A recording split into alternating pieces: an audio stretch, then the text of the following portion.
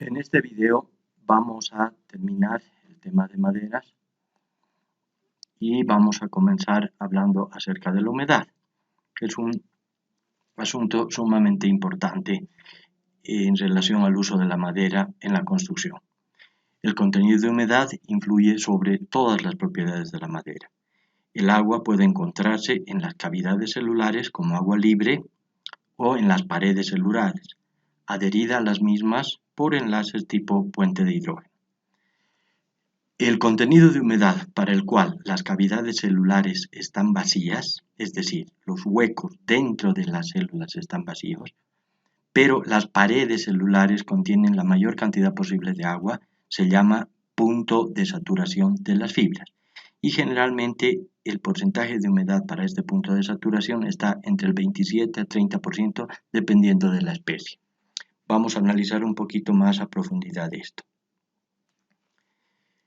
En esta diapositiva se pueden ver tres esquemas en los que estos espacios alargados corresponden a una célula, ¿no? Si ustedes observan con detenimiento van a ver que cada célula está contactada con las células vecinas hacia arriba y hacia abajo por las llamadas punteaduras que hemos analizado en el video anterior, y de esta manera la madera puede transportar agua, nutrientes y otros compuestos. Entonces, cuando la madera está en estado verde, es decir, cuando recién se ha derrumbado el tronco, entonces la madera contiene agua tanto en las cavidades celulares, es decir, aquí dentro de las células, en los huecos de las células, y también en las paredes celulares, es decir, aquí en los bordes donde estamos viendo, el agua también está presente. Entonces, una vez que la madera el tronco ha sido derrumbado, entonces comienza un proceso de expulsión de agua. El agua sale primero de las cavidades celulares y entonces llega un momento en que las cavidades celulares están totalmente vacías, pero las paredes celulares están llenas de agua. Entonces, en esta etapa, en este tramo, el agua sale solamente de las cavidades celulares. Y cuando llegamos al momento en que las cavidades están totalmente vacías y las paredes están totalmente llenas, tenemos la madera saturada, es decir, el punto de saturación de las fibras, que como hemos dicho, corresponde a un contenido de humedad de alrededor del 27 al 30%. A partir de este momento, si se sigue secando la madera, el agua comienza a salir de las paredes celulares. Y entonces ese proceso de expulsión de agua de las paredes celulares conlleva dos consecuencias importantes. En primer lugar, se produce una contracción, es decir, las células empiezan a acercarse unas a otras, y por otro lado, se produce un aumento de resistencia mecánica. Y aquí, en el extremo derecho de la diapositiva, tenemos la madera anhidra, quiere decir que es una madera que está totalmente libre de agua, es decir, el agua ha salido tanto de las cavidades como de las paredes celulares. Este es un estado artificial. Para llegar a esto es necesario meter la madera en el horno y solamente así es posible conseguir este estado sin ninguna cantidad de agua, ni en las cavidades ni en las paredes. Entonces, la eliminación del agua contenida dentro de las paredes celulares, o sea, el paso de la madera saturada a la madera anhidra, resulta, como hemos dicho, en un incremento de la resistencia mecánica y una marcada contracción. Normalmente, hay que decirlo, la madera se encuentra en un estado intermedio entre estos dos. Es decir, existe algo de contenido de humedad en las paredes celulares y ese estado no es ni el punto de saturación ni el contenido anhidro totalmente. Vamos a profundizar en esto más adelante. Entonces, por debajo del punto de saturación de las fibras, la madera es un material higroscópico, es decir, absorbe humedad del ambiente si está seca y despide humedad hacia el ambiente si está húmeda. O sea, tiende a obtener un contenido de humedad de equilibrio. Fíjense que esto es muy importante. Ese contenido de humedad de equilibrio con el medio ambiente es un estado en el cual la madera no absorbe ni elimina agua por difusión. Entonces, para cada temperatura y humedad relativa del ambiente, la madera tiene un contenido de humedad de equilibrio. Repito, para cada temperatura y humedad relativa del ambiente, la madera tiene un contenido de humedad de equilibrio y es, por debajo del punto de saturación de las fibras, un material higroscópico. Como hemos dicho anteriormente, en la medida en que la madera va secando por debajo del punto de saturación, se produce un aumento de la resistencia mecánica. En este gráfico tenemos un diagrama que nos muestra la resistencia a compresión en función del contenido de humedad, tanto por encima del punto de saturación, como se ve aquí para contenidos de humedad del 40, 60, 80, 100%, como por debajo del punto de saturación. Aquí, con esta flecha, se muestra el punto de saturación de las fibras, que está aproximadamente entre el 27 y 30%, como hemos dicho antes, ¿no? Entonces, si la madera continúa secándose por debajo de este punto, se produce un marcado aumento de la resistencia mecánica, como pueden ver ustedes. Por encima del punto de saturación, la madera prácticamente no cambia su resistencia mecánica. Es decir, si bajamos del 100% al 80% del contenido de humedad, no se produce ningún aumento de resistencia. Pero si empezamos a bajar por debajo del punto de saturación, entonces la madera comienza a adquirir más resistencia. En este gráfico, que lo consideramos muy importante y recomendamos su estudio detenido, se muestra el contenido de humedad de equilibrio de la madera para diferentes condiciones ambientales. Si ustedes analizan el gráfico, van a ver aquí que en la parte izquierda tenemos la humedad relativa del ambiente, del aire, en porcentaje. Y abajo tenemos la temperatura del ambiente en grados centígrados. Finalmente, en la parte derecha, aquí en el eje donde dice humedad límite de la madera en porcentaje, tenemos el contenido de humedad de equilibrio. Entonces, el contenido de humedad de equilibrio corresponde a lo que tenemos aquí a la derecha.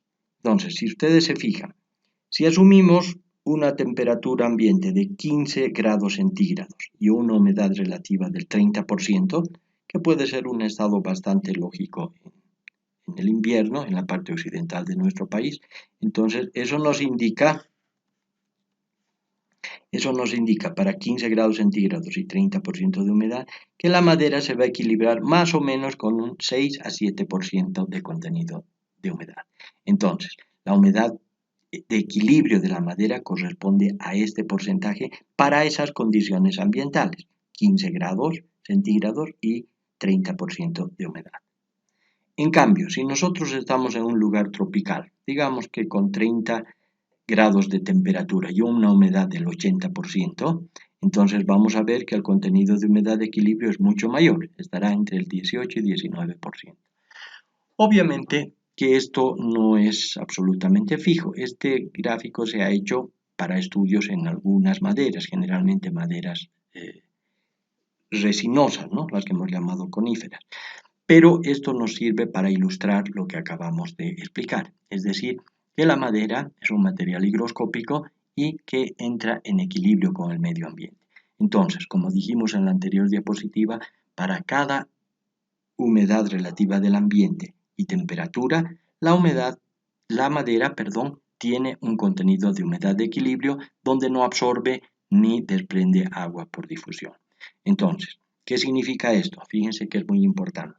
Que si nosotros estamos en la parte oriental de nuestro país o en el norte de La Paz y tenemos una madera equilibrada a una temperatura de 30 grados centígrados y 80% de humedad, digamos aquí unos 18%, ¿no? Esa madera está en equilibrio en ese lugar, pero si nosotros traemos esa madera a la ciudad de La Paz, donde las condiciones ambientales son diferentes, es decir, la temperatura es menor y la humedad relativa del ambiente también, entonces esa madera que ya estaba en equilibrio, que ya estaba seca, en otras palabras, va a continuar secando para equilibrarse con las nuevas condiciones ambientales. Por lo tanto, una madera que ha sido secada al aire en el oriente o en el norte de La Paz, inmediatamente en el momento en que llega aquí se convierte en una madera húmeda y va a buscar su nuevo equilibrio.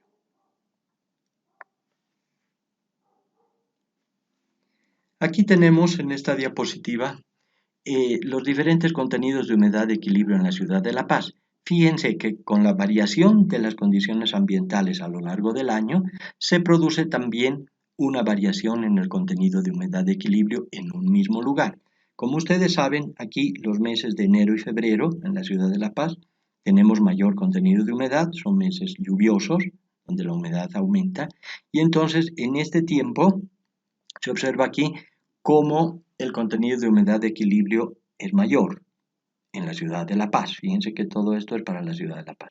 Si nosotros vamos avanzando en el año, entramos a los meses de invierno, meses más secos, llegamos al mes de junio y julio y vemos que el contenido de humedad de equilibrio es bastante menor, ha bajado de 12.7, 8 más o menos a 8%. ¿No? Y si continuamos avanzando en el año, ese contenido de humedad de equilibrio va subiendo otra vez, hasta alcanzar los mismos valores que habíamos tenido en los meses de enero y febrero. Entonces, el contenido de humedad de equilibrio en la ciudad de La Paz promedio en el año viene a ser alrededor del 10%. Esto es muy importante tenerlo en cuenta porque quiere decir que si nosotros vamos a usar madera en nuestro medio, necesitamos que tenga un contenido de humedad que esté bordeando este valor. Si bien ese contenido puede variar en diferentes épocas del año, pero esa variación es pequeña y es necesario que tengamos en cuenta este valor para secar la madera hasta ese contenido de humedad, de manera que no nos vaya a ocasionar problemas de contracciones indeseadas. En esta otra diapositiva tenemos exactamente lo mismo, pero para la ciudad del Alto. Fíjense que allí el promedio anual de la humedad de equilibrio es un poquito mayor que en la ciudad de La Paz, ¿no? Para La Paz teníamos 10%, para el Alto tenemos 11.3%. En este cuadro tenemos contenidos de humedad de equilibrio de diferentes localidades del país.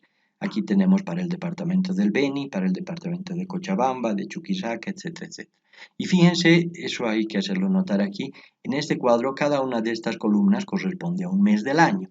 Es decir, tenemos aquí el mes de enero, febrero, marzo, abril, mayo, junio, etcétera, etcétera. Y como pueden ustedes ver, ese contenido varía de acuerdo a la estación. En la localidad de Trinidad, por ejemplo, tenemos una variación que va desde el 16% en el mes de enero hasta el 12% en el mes de agosto aproximadamente, ¿no? Entonces ustedes, si necesitan buscar la humedad de equilibrio en diferentes localidades del país, pueden acudir a esta tabla que está hecha para maderas nacionales. Lo mismo aquí, esta es la continuación de la tabla, donde podemos ver algunas localidades de los departamentos de Oruro, Pando, Potosí, Santa Cruz y Tarija. Bien, continuamos. El contenido de humedad de la madera, entonces, es muy importante para poder predecir eventuales contracciones y para también poder predecir la resistencia mecánica. Existen diferentes formas de medir la humedad en la madera, ¿no? Hay algunos aparatos como estos que miden la humedad de la madera por medio de resistividad eléctrica. Entonces, como ustedes pueden ver aquí, en este caso tenemos un sensor, ¿no? Con dos puntas metálicas que se insertan dentro de la madera cuya humedad queremos determinar, y entonces este aparato nos permite inmediatamente detectar el contenido de humedad aproximado. Fíjense que es importante tener en cuenta que estos aparatos están hechos en Europa, en Estados Unidos, y generalmente están hechos para maderas coníferas o para maderas características de esos lugares. Entonces, estos valores no siempre son exactos para las maderas nacionales, pero sí nos dan una referencia acerca de cuán húmeda está la madera. Aquí tenemos otro de estos aparatos que mide la humedad mediante capacidad eléctrica, y en este caso no se insertan sensores en la madera, sino que simplemente se crea un campo eléctrico en la madera cuya humedad queremos medir, y de esa manera se hace una estimación del contenido de humedad.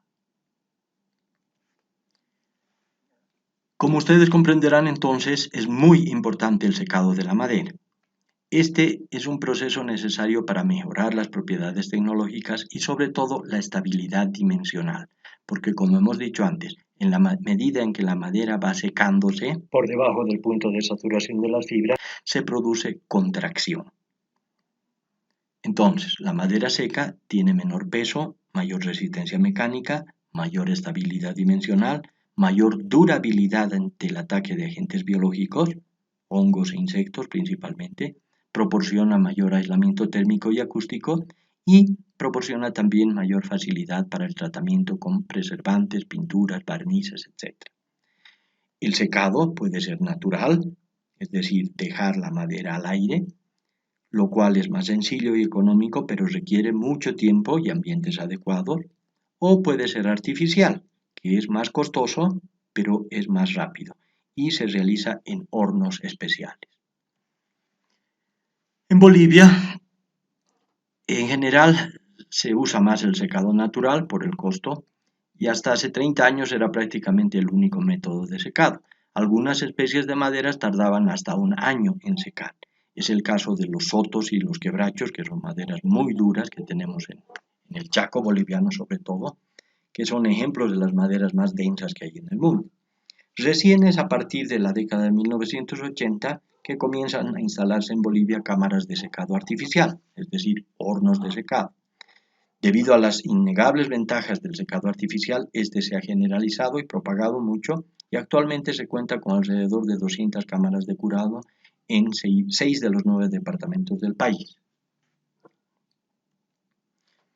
En este gráfico tienen ustedes recomendaciones generales para contenidos de humedad destinados a diferentes aplicaciones. Por ejemplo, si vemos aquí contenidos de humedad entre el 22 y 30%, son adecuados para construcciones en el agua. Pilotes, esclusas, muelles, debe decir aquí, no muebles, perdón, hay un error, esto es L. Muelles, pilotes, esclusas, es decir, elementos que han de estar permanentemente en contacto con el agua. Si nos referimos a construcciones al aire libre, sin cubierta, expuestas a la humedad, andamios, pilares, postes, etc., entonces el contenido de humedad va bajando, 17 a 22%, y así sucesivamente tenemos construcciones protegidas por cubiertas, pero en espacios amplios, construcciones en locales cerrados, cubiertos, muebles, elementos en recintos cerrados con aire acondicionado, que requieren contenidos de humedad menores. En esta diapositiva se puede ver un ejemplo de secado natural de la madera, donde se muestra en un ambiente amplio un montón de madera apilada, espaciada, de manera que el aire pueda circular entre las tablas y listones. Y esto, como hemos dicho, requiere bastante tiempo. En esta diapositiva se muestran indicaciones del manual de diseño para maderas del grupo andino sobre la forma en que tienen que adecuarse estas instalaciones para el secado de la madera. Aquí también, como dijimos antes, se puede ver que es necesario que el aire circule a través de la madera que está apilada y para eso deben cumplirse las especificaciones indicadas en esta diapositiva. Aquí tenemos fotografías que muestran el proceso de secado artificial. Aquí la madera apilada está siendo introducida en hornos de secado.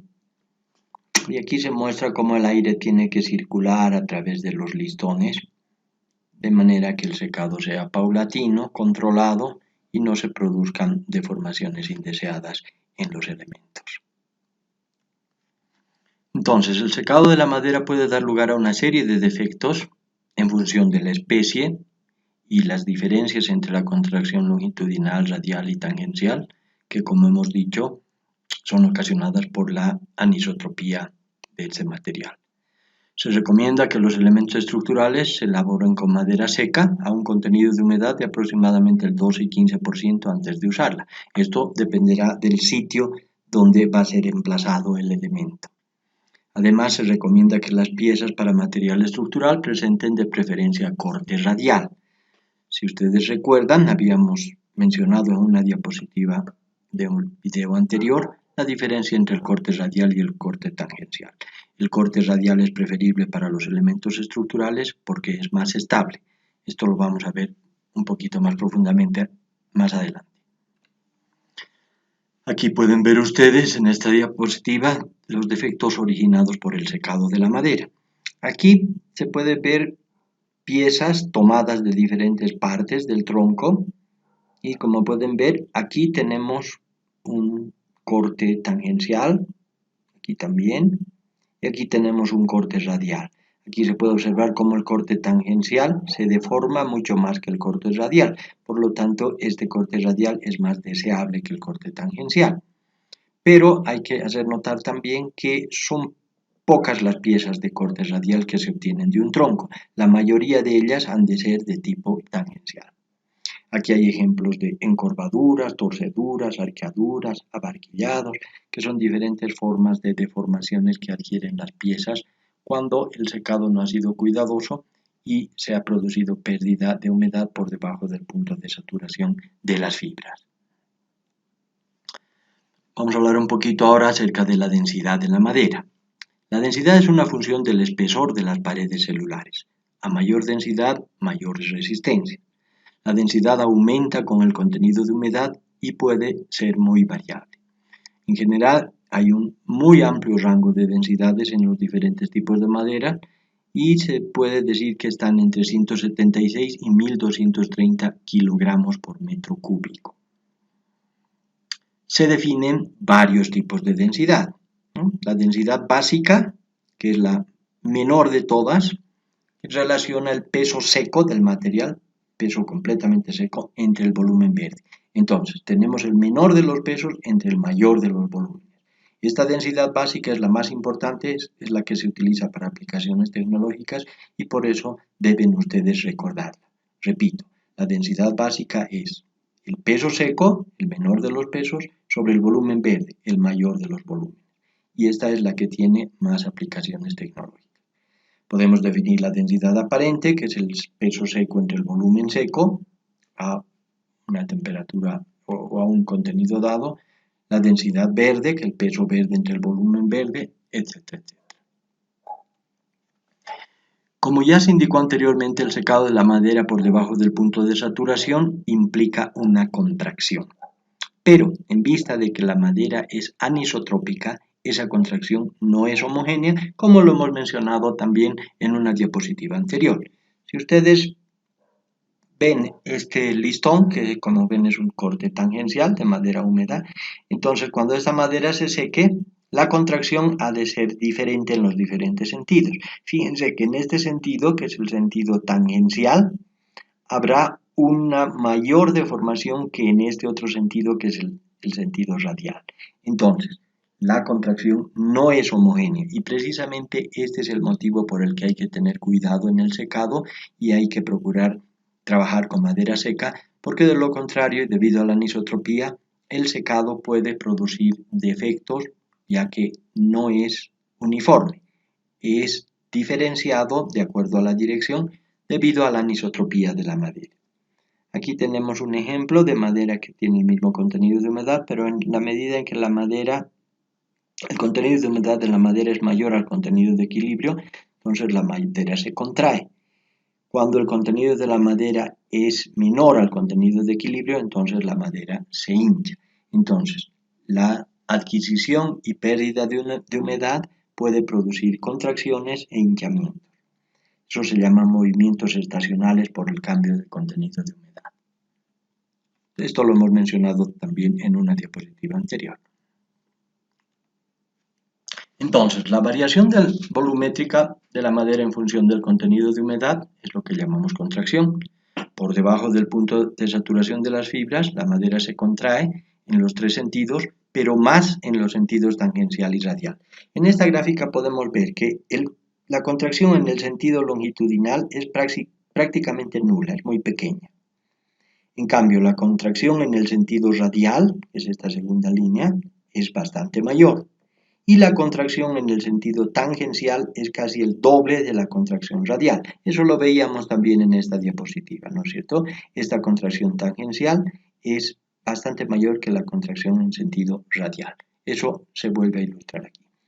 Y aquí en este gráfico tenemos también la contracción volumétrica, que viene a ser esta última curva, aquí, la variación volumétrica, que es la suma de las contracciones longitudinal, radial y tangencial. cuanto a la resistencia mecánica de la madera, podemos decir que esta tiene mucho interés para su utilización como elemento estructural, por supuesto.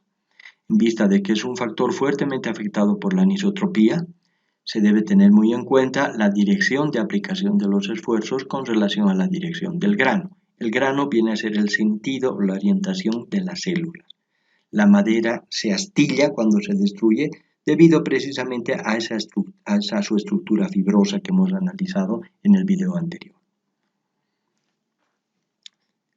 Además de la dirección de aplicación de las cargas, existen varios otros factores que afectan las resistencias mecánicas. Entre ellos podemos mencionar el contenido de humedad, como hemos visto ya. La parte del tronco de la que se ha obtenido la probeta de ensayo es diferente a una probeta de madera de duramen que una probeta de madera de albura, ¿no? La especie, hay especies que son mucho más duras y resistentes que otras. Las características del suelo, ¿no? En el que ha crecido el árbol. Los nudos y otros defectos de la probeta de ensayo pueden también influir y muchos otros factores, ¿no? Entonces la madera, debido a que no es un producto industrial, es un ser vivo, tiene su resistencia y sus propiedades en general afectadas por muchísimos factores. Aquí tienen ustedes unas imágenes que son nuestras, tomadas en el Instituto de Ensayo de Materiales, acerca de los ensayos de flexión, en este caso, donde una viga se pone apoyada aquí, en dos extremos, y se aplica una carga central puntual.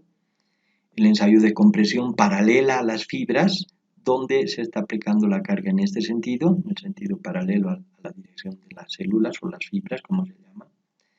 Una resistencia a compresión perpendicular a las fibras, donde en este caso se aplica la carga de esa manera. Un ensayo de corte, donde se está ejerciendo corte en esta probeta. Un ensayo de tracción, que es bastante raro, no es muy común que la madera trabaje a tracción, pero en caso de ser necesario se puede realizar ese ensayo, que es bastante difícil de ejecutar. Y un ensayo de dureza Hanka, donde se puede ver que con un indentador se está haciendo una penetración en la superficie de la madera para evaluar la capacidad que tiene esta a resistirse a ser deformada en su superficie. Ustedes saben que la dureza, por definición, es eso, la oposición del material a ser deformado en su superficie. Vamos a hablar un poco más de esto en laboratorio. En cuanto a la durabilidad de la madera, podemos decir que la madera tiene sus propios mecanismos de protección. El intemperismo en general la degrada, pero las capas superficiales que han sido degradadas pueden dar cierto nivel de protección al interior. Las sustancias extractivas que hemos estudiado anteriormente, que existen en el duramen, son también protección contra el ataque de hongos y de insectos. Y la lignina, como hemos mencionado también, protege a la celulosa del agua.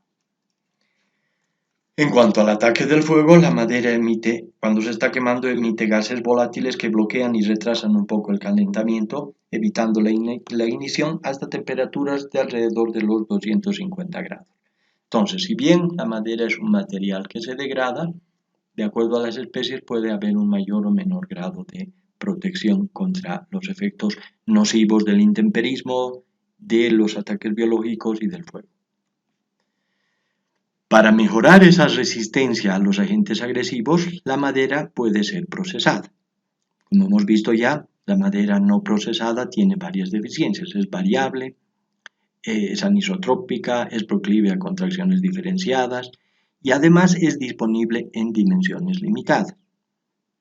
Todos estos defectos pueden ser solucionados, o al menos en parte, reduciéndola a pequeñas unidades y luego reconstituyéndola en forma de placas o tableros, como es el caso de la madera aglomerada, el plywood, que se suele llamar venesta en nuestro medio, que son láminas delgadas, encoladas con el sentido del grano entrecruzado.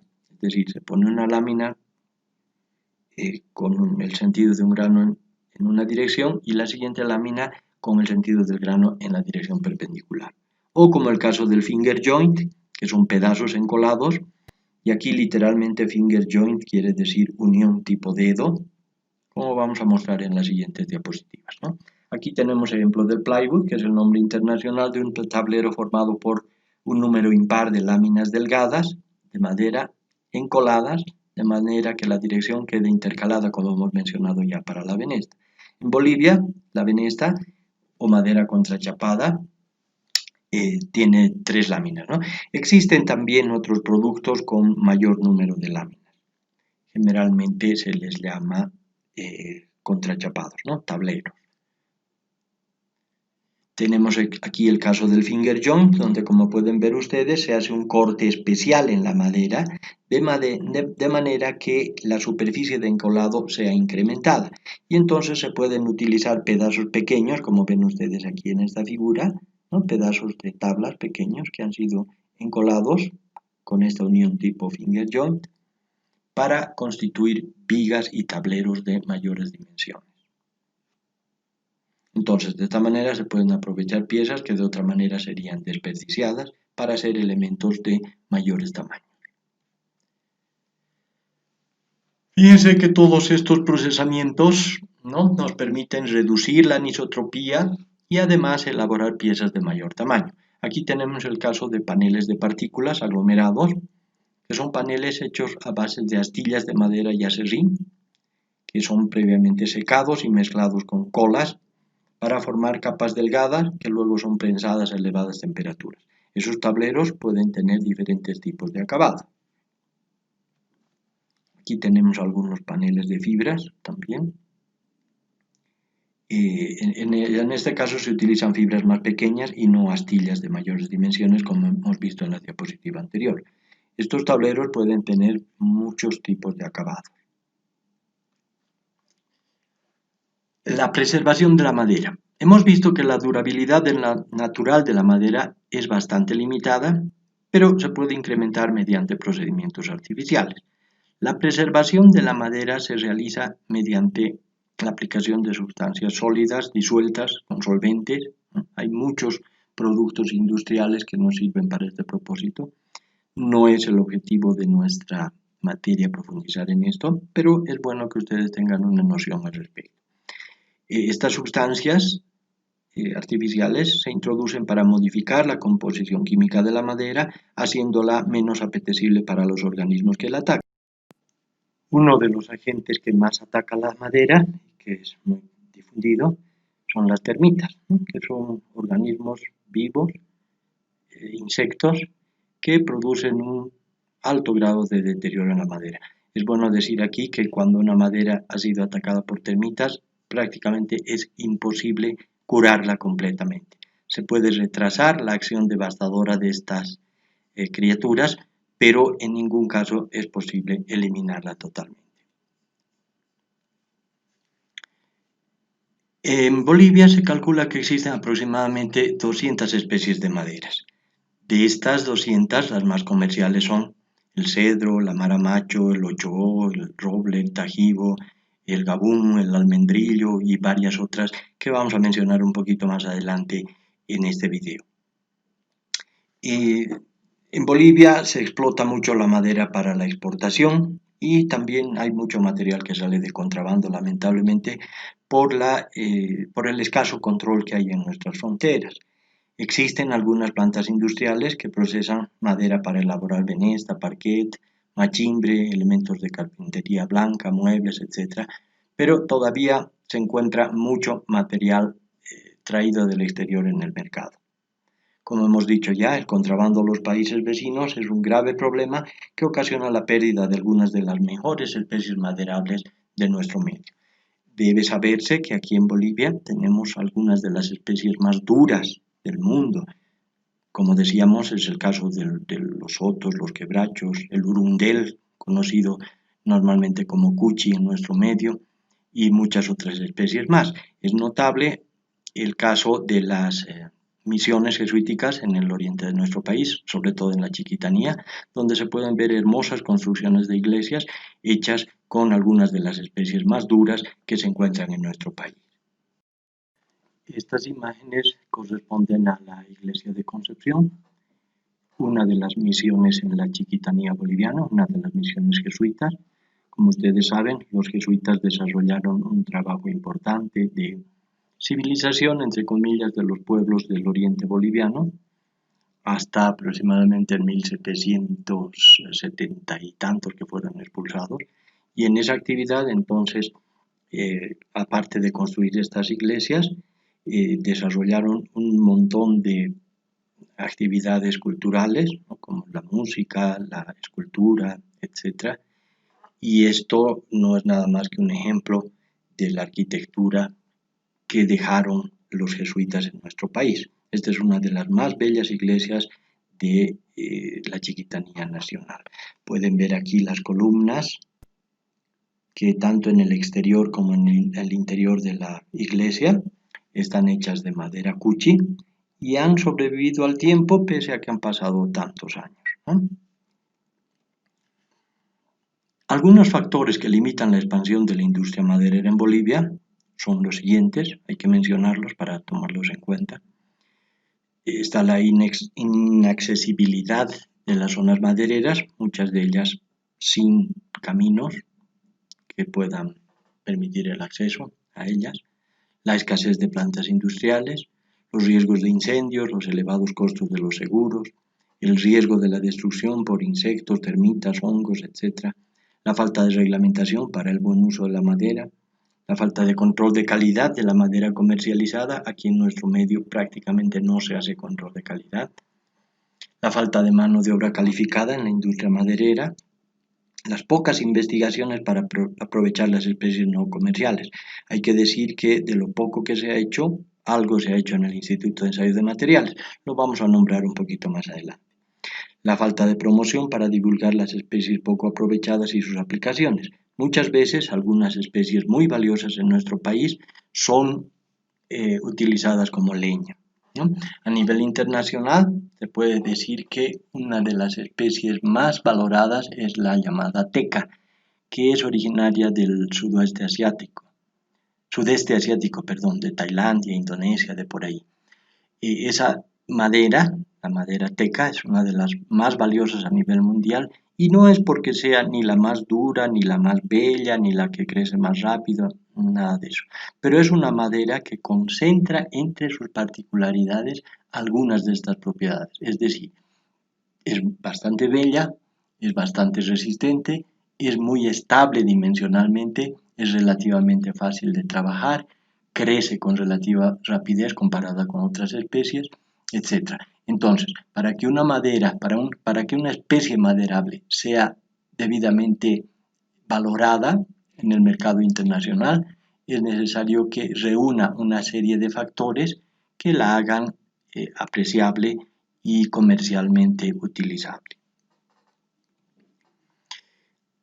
Vamos a hablar ahora acerca de la nomenclatura maderera.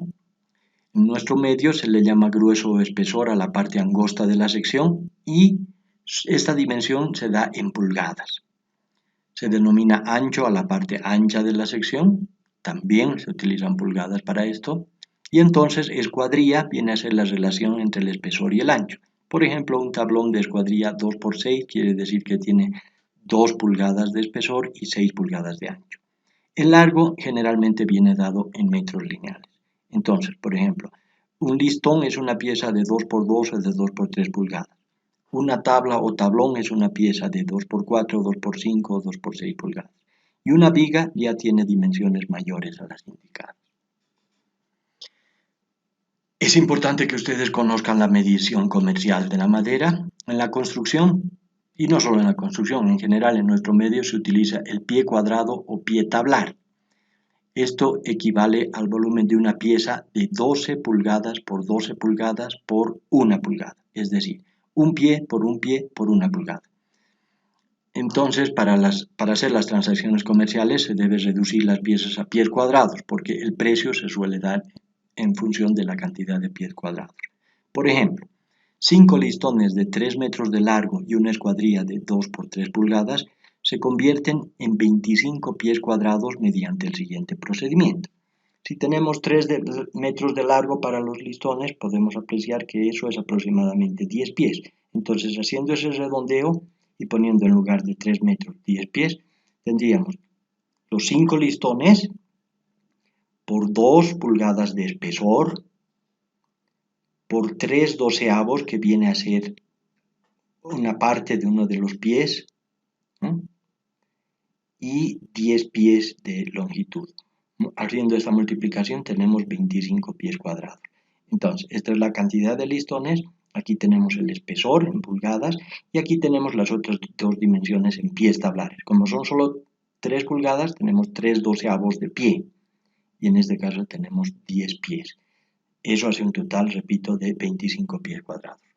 Y hacer notar que un pie tiene 12 pulgadas. Aquí tenemos otro ejemplo para ilustrar esto, ¿no? Como hemos dicho anteriormente, un pie tablar viene a ser un pie por una pulgada de espesor. Y si anotamos que cada pie equivale a 12 pulgadas, podemos expresarlo también en centímetros, como en este caso, equivaldría a 30,48 centímetros. Y entonces un volumen en pies tablares vendría a ser la base por la altura por la longitud en centímetros divididos entre este valor. ¿Y de dónde sale este valor? Este valor viene a ser 30,48 centímetros, que es un pie, por 30,48 centímetros, otro pie, y 2,54 centímetros, que es la pulgada de espesor. Entonces, si multiplicamos todo eso, tenemos 2.360 centímetros cúbicos. O sea, un pie tablar o pie cuadrado equivale a 2.360 centímetros cúbicos. Y entonces, si queremos traducir cualquier volumen expresado en centímetros cúbicos a pies tablares, hacemos la siguiente operación. En este caso tenemos un volumen de 1 metro cúbico, entonces tenemos 100 centímetros cúbicos de base, 100 centímetros de base, 100 centímetros de altura y 100 centímetros de longitud. Y dividiendo eso entre los 2.360 centímetros cúbicos que tiene un pie tablar, obtenemos que 1 metro cúbico de madera equivale a 424 pies tablares. Es importante que ustedes puedan hacer este tipo de conversiones. Esto se les suele poner en el examen para comprobar que lo han comprendido y que lo pueden utilizar. Bien, en cuanto a los usos de la madera, de acuerdo a sus propiedades, de acuerdo a las características de cada especie, la madera puede ser utilizada en muy diversas aplicaciones. Puede utilizarse con fines estructurales, como vigas, columnas, cerchas, etc. Aquí podemos distinguir entre la madera de construcción pesada o construcción ligera. Se puede usar para pisos, para obras interiores, para obras exteriores, para durmientes, que son las bases sobre las que se colocan las rieles de los ferrocarriles. Se puede usar para encofrados, todavía se utiliza mucho en esta aplicación, o se puede usar con madera rolliza, fundamentalmente para apuntalamiento. Ustedes tienen en el texto de la materia un acápite, es el acápite 10.10, que titula Usos y aplicaciones probables de 55 especies de maderas bolivianas. Esto es un resumen del capítulo 5 del libro Maderas de Bolivia, características y usos de 55 maderas tropicales, de los ingenieros Silverio Vizcarra, Altamirano y Raúl Lara Rico, en su edición de febrero de 1992. Aquí pueden encontrar ustedes una indicación sobre las especies adecuadas para diferentes aplicaciones. El ingeniero Vizcarra nos ha permitido gentilmente colocar un pedazo de ese su texto en el libro de la materia y entonces se recomienda altamente su lectura y estudio para el conocimiento de esas especies investigadas en nuestro medio. Entonces deben ustedes leer y estudiar esto para su conocimiento futuro. Aquí tienen ustedes otro cuadro que ha sido producido en el Instituto de Ensayos de Materiales en una investigación realizada hace varios años atrás sobre 10 especies de bosques andinos. Fíjense que estas ya no son maderas tropicales, son especies de bosques andinos. La tabla es la tabla 10.4 en el texto y aquí pueden ver las aplicaciones posibles para las siguientes especies: aliso, molle, algarrobo, soto, jacarandá, chimbea, tibuchina, palo maría, sangre de grado y maurel amarillo. Son algunas de las especies comunes en nuestro medio y aquí pueden ver ustedes cuáles son las aplicaciones posibles para cada una de ellas. Finalmente, en el anexo del capítulo de maderas del texto tienen ustedes estas tablas que son del Código Colombiano del Uso de la Madera en la Construcción y que les pueden ser de mucha utilidad. Fíjense, por ejemplo, que aquí en esta tabla, la tabla 10.5, se habla de la agrupación estructural en función de la densidad básica. Ya conocemos lo que es la densidad básica y fíjense que se habla de las maderas del grupo A, que tienen densidades básicas muy altas, entre 0,71 y 0,90. El grupo B de 0,56 a 0,70 de densidad básica y el grupo C de 0,40 a 0,55.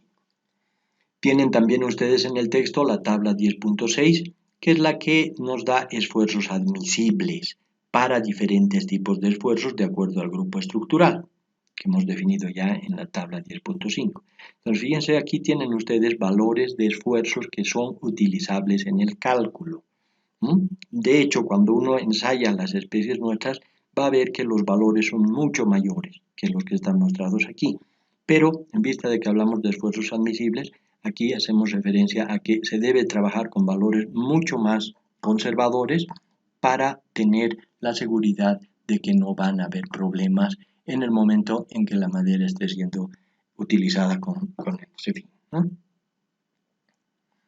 Y aquí tienen la continuación del anexo 1, donde están los módulos de elasticidad a flexión para los diferentes grupos estructurales.